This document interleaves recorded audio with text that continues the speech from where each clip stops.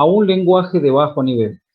Ese lenguaje de bajo nivel le corresponde al código binario de ceros y unos, que nosotros lo vamos a conocer como código máquina, ¿sí? Código máquina es todo ceros y unos, ¿de acuerdo? Hay otro lenguaje de bajo nivel que le vamos a llamar ensamblador o también assembler, ¿sí? Ese lenguaje se dice que es un lenguaje coloquial. ¿Qué significa coloquial? Que lo vamos a escribir con letras, con símbolos, con dígitos. Por ejemplo, yo puedo decir load, ¿no? Cargar, o le puedo decir store, almacene, o le puedo decir sume, ¿sí? Y así. Pero ustedes pensarán, profe, pero si usted dijo que lo único que entiende el computador son ceros y unos, y eso es lo que vamos a ver en esta materia. Sí. Este otro lenguaje de bajo nivel, si bien es cierto, se lo escribe coloquialmente con letras, con símbolos, con dígitos. Cuando lo tiene que traducir a ceros y unos, la correspondencia se dice es unívoca. O sea, si yo digo load m 100, por ejemplo, ¿tiene su equivalente en binario? Sí. Entonces, un solo código, estoy poniendo cualquier cosa ahora, ¿sí? Es de ejemplo nada más. A una instrucción escrita en Assembler le corresponde unívocamente un solo código máquina, ¿sí? Ahora, ¿cuál es la diferencia? Si yo en alto nivel digo, ¿ya han visto esto en algoritmo o no? Aún no, profe. Por ejemplo, puede ser tan simple como decir A igual a B más C. Bueno, Sí, sí lo vimos. esto, bien, eso puede representar un load, puede representar, vamos a ver más adelante, que es equivalente a esta y además es equivalente a esta, por ejemplo, ¿no? O sea, una línea escrita en lenguaje de alto nivel, cuando se traduce a lo que entiende el computador, son varias líneas. No es una sola, no es una correspondencia unívoca. Ahora, cuando ustedes programan coloquialmente A igual a B más C, ¿de acuerdo? Eso ejecuta así lo pueden ejecutar tal cual. Muchos me dirán, no, profe, ¿qué es lo que tengo que hacer antes? Compilarlo, me dirán algunos. ¿Han sentido eso ya? ¿Han Sí. hecho? Bien. ¿Y qué hace el compilador? Transforma. ¿Cómo?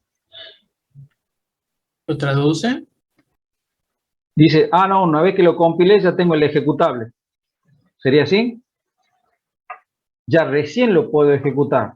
Entonces, cuando ya lo puedo ejecutar, ya está escrito en lo que sí entiende el microprocesador. ¿Sí? Entonces, todo hace mucho tiempo atrás, al inicio, ¿cómo se programaba el computador? ¿Sí? Hasta la arquitectura von Neumann de aquel momento. Todo con ceros y unos, palanca que sube y palanca que baja, circula corriente, no circula corriente. ¿Sí? Y a medida que pasó el tiempo, fue evolucionando los lenguajes utilizados para poder darle instrucciones al computador, y esa evolución ha hecho que vayan poniendo capa sobre capa para facilitar la tarea de quién, del programador, del desarrollador de software en la parte de código, ¿sí? Entonces, luego cuando salió el lenguaje assembler o ensamblador, fue otro adelanto. Hoy, por ejemplo, podemos crear programas sin código. No sé si me escucharon bien. ¿En serio? Y claro, hay herramientas, claro, bueno, ¿qué pasa? Hay herramientas, no sé si ustedes han escuchado una herramienta denominada GeneXus. No. No. Googleen un poquito después. GeneXus es una herramienta que la van a ver dentro de unos años, cuando lleguen a quinto año, es una materia electiva, ¿de acuerdo? Entonces, esa herramienta, ¿qué les permite? Básicamente, para hacerlo simple, modelar. Modelan la base de datos, modelan los datos, modelan. Y el programa, el código, lo genera solo. ¿Qué tal? ¿Les gusta o no? Está bueno. Está Bien, bueno, pero un poco aburrido. ¿En desarrollo claro, web no era Wix también? ¿Algo por el también estilo? pues, claro. ¿Alguien es un poquito experto en Excel?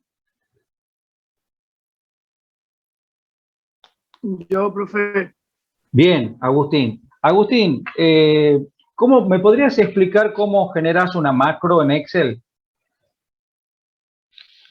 hasta donde yo vi, en lo que voy es la parte de la sumatoria nada más y algunas cosas, digamos, de multiplicaciones, divisiones. Primero se genera un código entre cuadros y cada cuadro lo voy poniendo por cada signo. Por ejemplo, si tengo el cuadro A, en el cuadro B iría el signo más y en el cuadro C iría a que lo sumo y el cuadro D sería el resultado. Bien, A que voy. por ejemplo, vamos a hacer algo más simple seguramente que muchos han trabajado. Por ejemplo, insertar filas, ¿sí? Completar filas o insertar columnas, completar columnas o copiar varias celdas de un lugar a otro lugar, ¿sí? Esas acciones cuando son repetitivas, en vez de tener que decir seleccionar, copiar, pegar y hacer un montón de insertar filas, varias secuencias de esas que se las puede hacer una a una, vos creás una macro donde es una opción de arriba la pestaña de programador, vas a la opción macro y te pones a grabar la macro y entonces todo lo que vos hagas a partir de ahí se graba y después queda como si fuera un comando. Control M, por ejemplo, Control P. Entonces vos haces después Control P y ejecuta automáticamente las 5, 3, 4, 10 acciones que has grabado que tiene que hacer o que se debería hacer. Bueno, lo que hicieron ahí es programar, pero no con código, sino de una manera de objeto, digamos, ¿no? Ahora, si vos cuando entras a esa macro le pedís modificar, te va a mostrar todo el código en Visual Basic. Pero si vos no lo has programado, lo has generado automáticamente la misma herramienta. Es muy parecido a esta herramienta. Ahora, ¿qué ventaja tiene ese tipo de herramienta? Escalás rápido un desarrollo, rápidamente lo escalás, ¿sí? Ahora, ¿qué contra tiene? Que si tenés que meter mano en el código, porque hay cosas que no las hace y a veces son bastante, son todas de detalle, muchas veces cuando hay que tirar un reporte o hay algunas cosas de esas, tenés que saber de ese lenguaje de programación. Suponete que lo has pasado, no sé, con C Sharp, por ejemplo. ¿Ah? Entonces tenés que saber de ese lenguaje para poder tocar el código y que haga realmente lo que vos querés. ¿Te lo tira? Sí. ¿Te sirve? Sí. Cuando quieras que sea algo muy específico, seguramente le va a tener que entrar, como decimos, echarle mano al código y modificarlo vos al código. ¿Sí? Bien. Entonces, acá pasa algo parecido. Nosotros programamos en alto nivel, pero cuando compilamos, lo va a traducir a ese lenguaje que sí entiende el ordenador. Todo transparente para nosotros. Espectacular. Si no, imagínate que la cantidad de líneas que habría que escribir hoy para hacer algo muy sencillo es muy grande. Y ustedes van no sé, ¿ya están programando en C++ o no? Todavía no. No, Todavía no, Todavía no. pero Bien.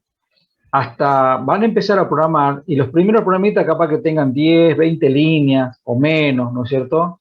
Y de a poco van a empezar a complejizar, de a poco y va a terminar escribiendo el primer año seguramente arriba de las 100 líneas seguro, o más, ¿de acuerdo?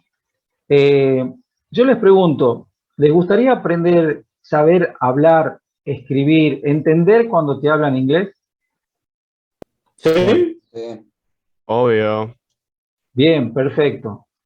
¿Y cómo haríamos para aprender inglés? Y implementándolo en nuestra Interpretando. vida. ¿Cómo? implementarlo en nuestra vida. Hablar inglés todos los días, por Sí. ejemplo.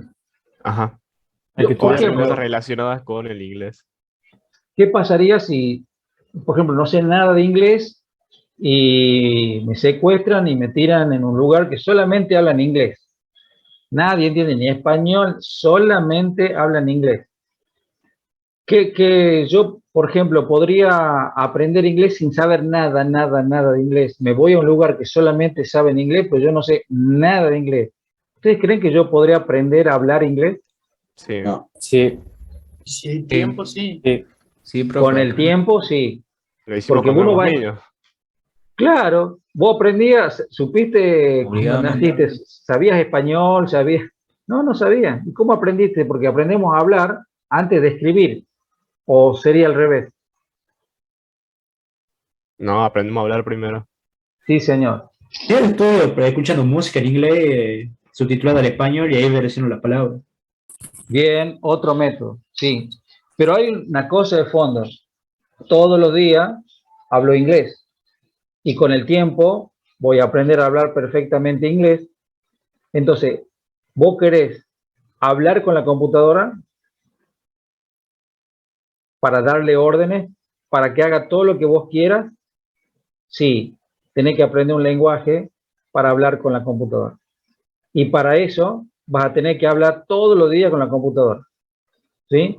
Entonces, si todos los días escriben, aunque sea 5 líneas, 10 líneas, así sea la solución simple de un problema simple, si todos los días haces eso, te aseguro que en poco tiempo vas a dominar ese lenguaje, más no sé si todavía vas a aprender bien a desarrollar software, porque desarrollar software es mucho más que codificar. Codificar es una parte del desarrollo del software. ¿Estamos de acuerdo?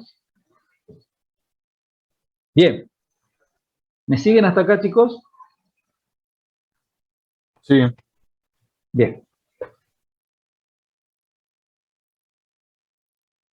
Nosotros tenemos una memoria,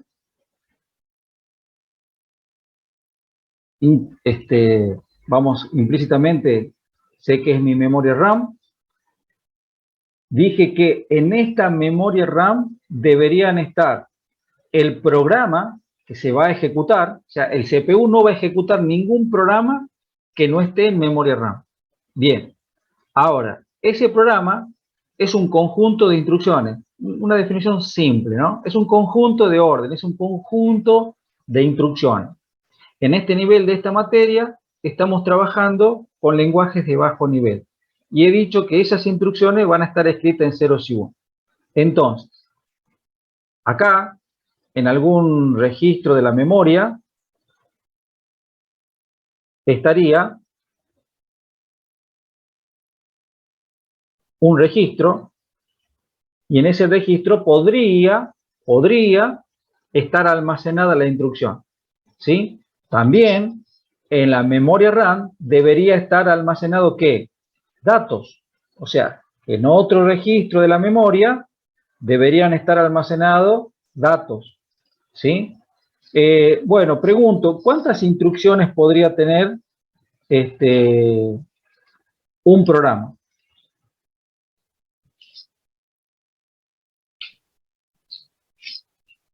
N. N. ¿De qué depende? Y bueno, de lo que se quiera resolver. Si yo quiero resolver, por ejemplo, el promedio de n números, bueno, tendrá una cierta cantidad de instrucciones. Si quiero resolver por ejemplo, de n números, quiero saber cuál es el mayor y cuál es el menor, bueno, tendrá otra cantidad de instrucciones, ¿sí? Bueno, pero tanto las instrucciones de ese programa, en su cantidad, también se necesita tener los datos en memoria RAM. Ambos deben estar en memoria RAM para que el CPU, para que nuestro CPU, nuestro micro, ¿de acuerdo?, pueda ejecutar las instrucciones, ¿sí? Por ejemplo, si estamos en un restaurante, bien, el restaurante tiene su cocina y tiene su salón donde están las mesas y ahí ingresan los clientes, ¿no? Bien, pregunto. ¿Cuál es el lugar donde se preparan los platos que piden los clientes? En la cocina. En la cocina. Perfecto. ¿Y cuál es el lugar donde surgen los pedidos hacia la cocina? En la mesa. Perfecto. Y hay una persona designada, normalmente el mozo, que trae el pedido del salón a la cocina. Y cuando ya el pedido está, lo toma desde la cocina y lo lleva ¿a dónde? Al salón. El salón. ¿Estamos de acuerdo? Bien. La RAM es como que sería el salón. Ahí están los pedidos. ¿De acuerdo? Y se los llevan a la CPU para que los ejecute. Y una vez que la CPU ejecutó y obtuvo resultados, se lo va a devolver ¿a quién? A la RAM. ¿Sí? Veamos cómo sería la forma que tendría que tener básica una orden, una instrucción. Bueno, básicamente se divide en dos partes una instrucción. Una parte que la vamos a conocer con el nombre de código de operación.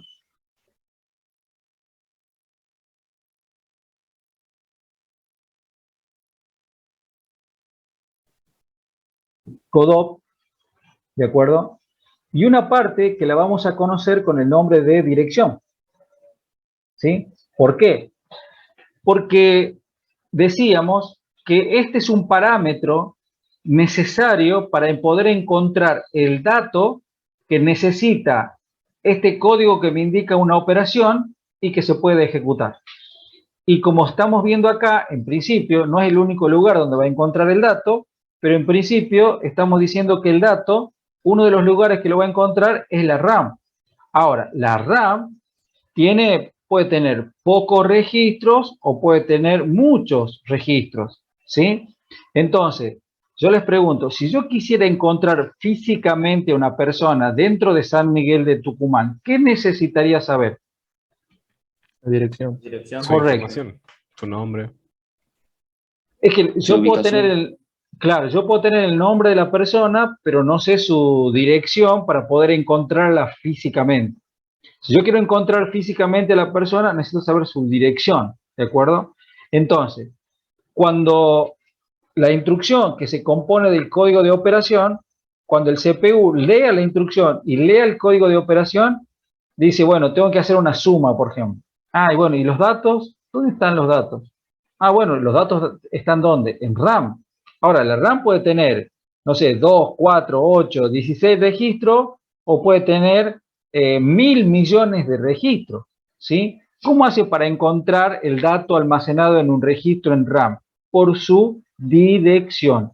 Por eso, una instrucción en su forma básica se compone de estas dos partes. Código de operación y, ¿qué más? Dirección, ¿sí? Veamos. ¿De qué depende cuántos registros puede tener una memoria RAM? Eso depende de la cantidad de bits que se asignen en la dirección. ¿Sí? Porque la RAM tiene registros, esos registros tienen contenidos. Los contenidos dijimos que cada registro podía almacenar básicamente 8 bits o el equivalente de un byte, ¿no? Entonces, el primer registro siempre comienza con la dirección 0.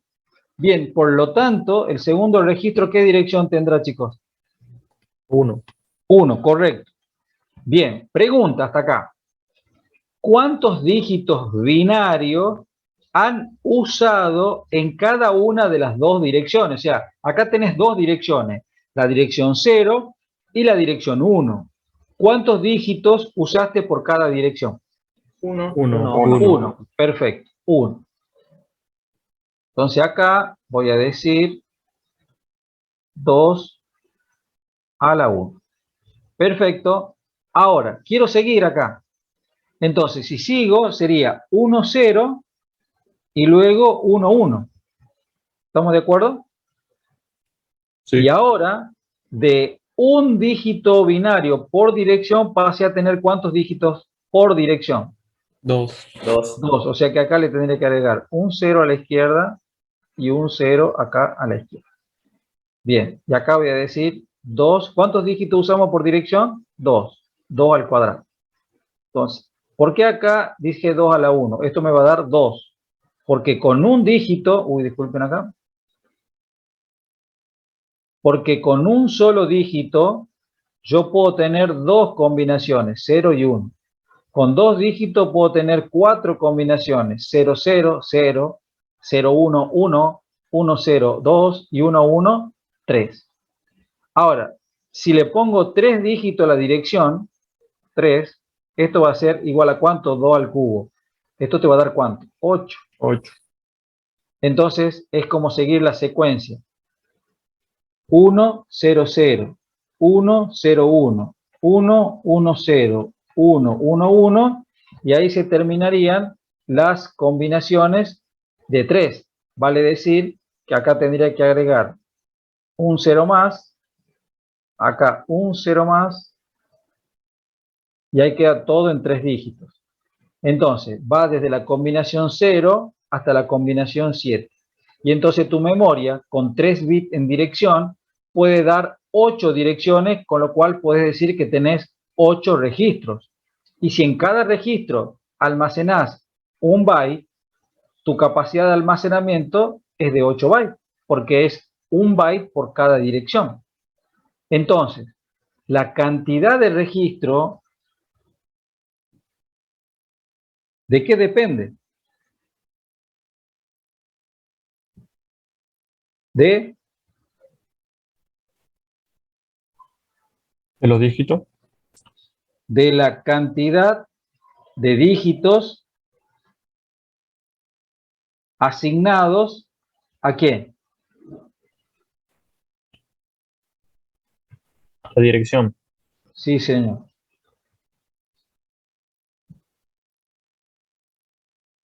Si vos le pones un dígito a la dirección, te va a dar 2 direcciones. Si le pones 2 dígitos a la dirección, te va a dar 4 direcciones. Si le pones 3 dígitos a la dirección, te va a dar ¿cuántas? 8. En la consigna dije que tu capacidad de almacenamiento era de 256 megabytes. Pregunta: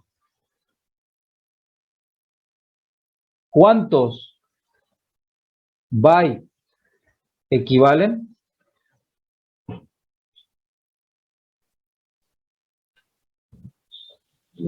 $256 megabytes. ¿A cuántos bytes equivalen?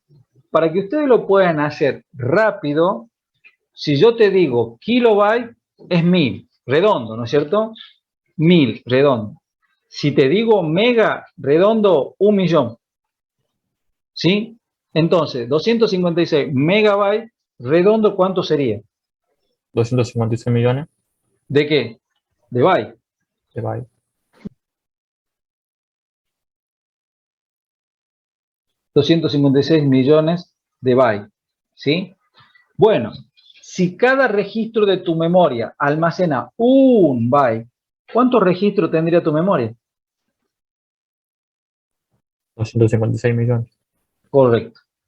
Ahora, vale decir, pero vamos a bajar un poquito acá, yo tendría 2 a la n, no lo conozco, donde este n que está acá, es la cantidad de dígitos que tengo que asignar a la dirección, tiene que ser igual o mayor ¿a qué?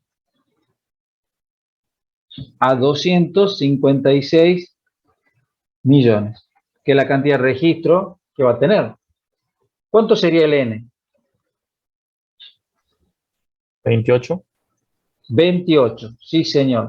O sea que acá tu dirección debería tener 28 bits. Bien, entonces, ¿y por qué todo esto? Porque la instrucción se compone en una de sus partes, ¿por qué? Por dirección. ¿Cuántos bits vamos a poner acá en dirección? En el caso este que hemos planteado, donde tu compu tiene una capacidad de almacenamiento de RAM de 256 megabytes. Bueno, entonces acá en dirección deberías tener 28 bits. ¿Estamos de acuerdo? Porque ahí va la dirección del dato que está en esa RAM, que tiene una capacidad de almacenamiento de 256 megabytes. Ahora, ¿cuántas operaciones decía que ejecutaba el CPU de acuerdo al planteo? Bueno, decía que ejecutaba 16 operaciones, ¿de acuerdo? Perfecto, 16 operaciones. Por ejemplo, ustedes me dicen, yo les digo, mira, suma, por ejemplo, resta, multiplica, divide, lee, escribir, leer, escribir. Bueno, y así. Son 16 en total. Bien. Así como a cada dirección le asignás un número binario que representa su dirección, el mismo concepto lo aplicamos acá, pero que en vez de asignar código a dirección como dirección a un registro, asignamos código a operaciones. ¿Qué código le pondrán a sumar, por ejemplo? 0. 0. Bien. ¿Qué código le pongo a restar? 1. 1. ¿Qué código le pondrían a 1, 1. multiplicar? No. 1, 0. Sí. ¿Y después? 0, 1. 1, 1. Bien. Bueno, pero son en total 16. Es como decir así. 2 a la n te tiene que dar mayor o igual a ¿qué? A 16. Entonces, ¿cuál es tu n? 4. 4. Exactamente, 4. O sea que vos tenés acá 1, 2, 3, 4, 5, 6, 16 operaciones, vas a terminar asignando por cada una, ¿cuántos dígitos? 4. De 4 a 0, llegarás a ¿cuánto? 4, 1. De 0 a 15. Entonces, tu CODOP, ¿cuántos bits necesita? 4 bits, porque ejecuta 16 operaciones. Ahora, pregunto, ¿cuántos bits tiene en total la instrucción? 32. Sí, señor. La instrucción en total tiene 32. ¿Sí? Bien, perfecto. Ahora, ¿qué ocurre? Nosotros hemos dicho que las instrucciones se guardan en memoria RAM. Sí, correcto. Ahora, cada registro de memoria RAM almacena 8 bits o el equivalente de un byte. Correcto. Ahora, pregunto, ¿se podría almacenar una instrucción completa de 32 bits en un solo registro de memoria RAM?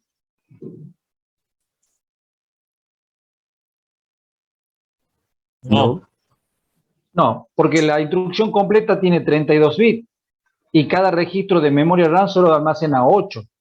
Ahora, ¿qué no se va a poder almacenar la instrucción en RAM? Sí, pero no va a ocupar un registro, va a ocupar más de un registro. Pregunta, ¿cuántos registros requiere de memoria RAM esta instrucción de 32 bits razonada? 4. 4. Sí, señor. Entonces, hagamos este ejercicio. Empezando a almacenar la instrucción desde la dirección 0, ¿cuáles son las direcciones que ocuparía? Hasta la La 0, 0, 1, 1. la 1, la 2 y la 3. Esos 4 primeros registros ocupan para guardar la primera instrucción, digamos, ¿sí? Bien, ¿a partir de qué dirección comenzaría a almacenar la segunda instrucción? De la 4. Sí, y ocupa 4, 5, 6 y 7. ¿Y la siguiente instrucción? 8. ¿Y la siguiente? 12. 12. ¿Y la siguiente? 16. Sí, va saltando de 4 en 4, porque ocupa 4. O sea, todas direcciones múltiplo de 4 son las direcciones de comienzo de almacenamiento de la instrucción. ¿Sí? Perfecto. Buenísimo. Ahora, planteo lo siguiente. Cambio esta parte, a ver si la puedo borrar acá. No, a ver. Ahí. Y este sería 0. Y acá tengo 1. Perfecto. Mira.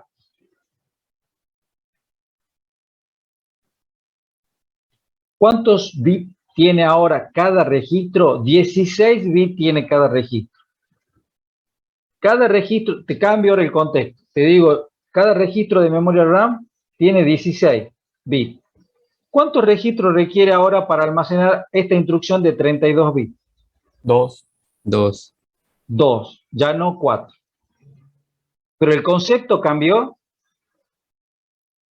El concepto no cambió. Lo que cambié fue que en hardware la longitud de cada registro de RAM, en vez de tener 8 bits, ahora tiene ¿cuánto? 16. Pero la instrucción sigue siendo la misma. Y ahora, ¿qué pasaría? Digo, si en vez de tener, por ejemplo, 16 bits acá, por cada registro tuviera, se lo voy a escribir en decimal, 64 bits. No 16 bits por cada registro. No, por cada registro 64 bits. Pregunta, ¿cuántos registros de memoria RAM requiere almacenar esta instrucción de 32 bits? Medio Uno registro. solo. ¿Cuánto? Un registro. Un registro. ¿Quién más da, quién no tiene otra opinión? Yo sea medio registro. Medio registro. Tengo dos respuestas. Un registro, medio registro. Otra respuesta que tengan. Bueno, medio registro, ¿por qué? Y claro, si cada registro tiene 64 bits, si mi instrucción tiene 32, va a ocupar la mitad del registro. Pero en realidad, te ocupa el registro completo. Que no uses la segunda parte o la primera parte, como quieras, pero vos ya ocupas esa dirección. O sea, las dos respuestas diría que estarían bien. Fíjate que yo no cambié la longitud de la instrucción, no cambié, solamente cambié las longitudes del registro de memoria RAM. Y la respuesta, de acuerdo al contexto que planteo, difiere. Si el registro de RAM tiene 8 bits, te hacen falta 4 registros. Si tiene 16 bits, la respuesta es que te hacen falta 2 registros. Y si tiene 64 bits, la respuesta sería un registro. ¿Sí? Entonces, el concepto no ha cambiado, lo que cambia que es el contexto en el cual se presenta ese concepto que estamos tratando de aprender, ¿sí? Y eso pasa con los exámenes. Uno aprende un concepto aplicado en un contexto determinado. Y en el examen le van a plantear otros contextos donde aplica el mismo concepto, pero que la respuesta no es la misma. Entonces, eso pasa cuando se estudia de memoria, uno quiere contestar siempre lo mismo como una cosa unívoca, ¿no? Y no es así, bueno, es una cuestión que vamos aprendiendo, ¿no? Bueno, chicos, 11:45, no los quiero demorar más. Disculpen la demora de hoy. Lo que voy a tratar de hacer es pasarle el link de 1 o 2 videos que necesitaría, si lo pueden ver, para la semana que viene. ¿Puede ser? Sí, profesor. Sí, Bueno, profe. profe, si no hay drama. Bueno, y ahora me quedo con Alberto a ver su situación, que no estaba pudiendo entrar al aula virtual. Muchas Bueno, gracias. profe, hasta luego. Hasta luego, profe. Le vaya ¿No bien. dejan el aula los videos, profe? Hasta luego, profe. profe, hasta luego. Les voy a mandar el link porque son un poco pesados, entonces los voy a almacenar en mi OneDrive y de ahí lo van a levantar ustedes. Bueno, profe. Bueno, Gracias, profesor. profe. Hasta luego. Nos vemos.